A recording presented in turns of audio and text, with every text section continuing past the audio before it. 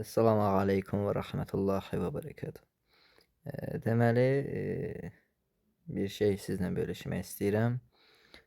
Sosial şəbəkədə YouTube və TikTok platformasında Tövbə Zamanı adı altında fəaliyyət göstərən şəbəkə Əhl-i-Sünnə vəl Cəmaətin sələfilərin etiqadını paylaşırlar.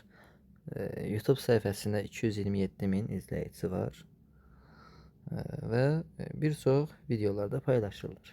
Mən bunları TikTok platformasında gördüm və bunlardan həmsöhbət olmaq istədim. Və onların mövzusu sahabələr, Əbu Sufyan lənətullah aleyh, Muaviyyə lənətullah aleyh, bu kişilər haqqında, daha doğrusu üzr istəyirəm, şəxslər haqqında, sözümü düzəldim, müzakirələr idi.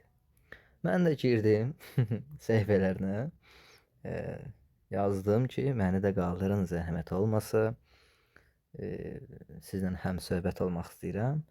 Mən başqa şey gözləyirdim ki, məni qaldıracaqlar, deyəcəklər ki, gəl, sənlə bunu müzakirə edək.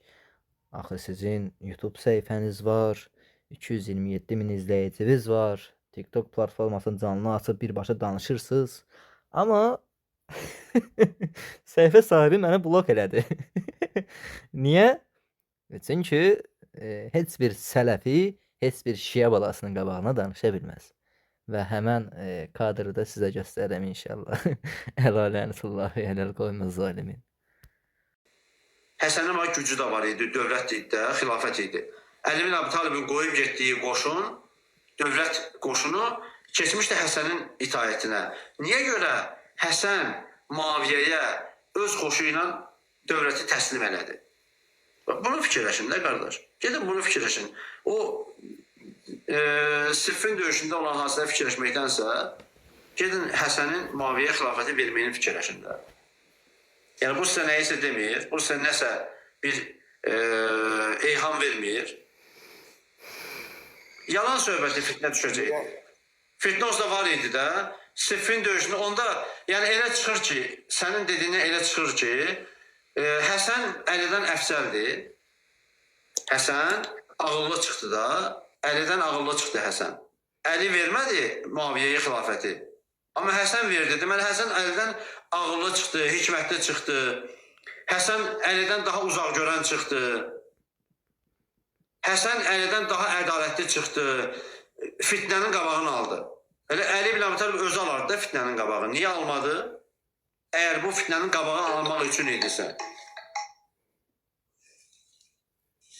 Niyə görə şeylədi? Hərimiz bir şey uydurursunuz.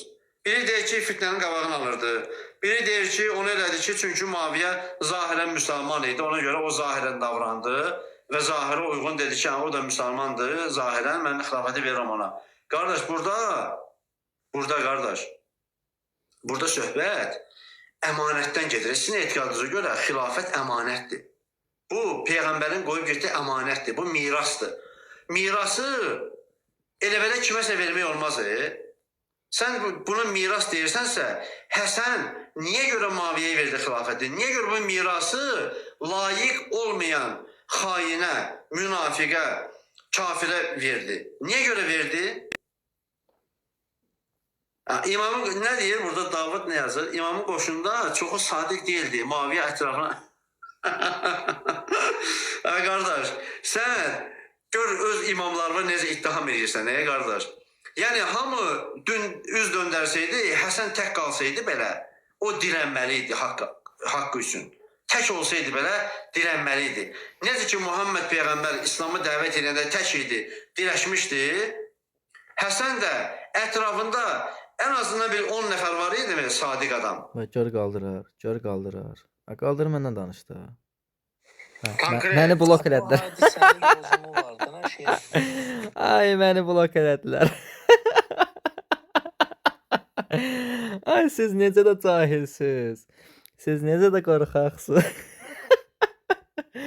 Ay.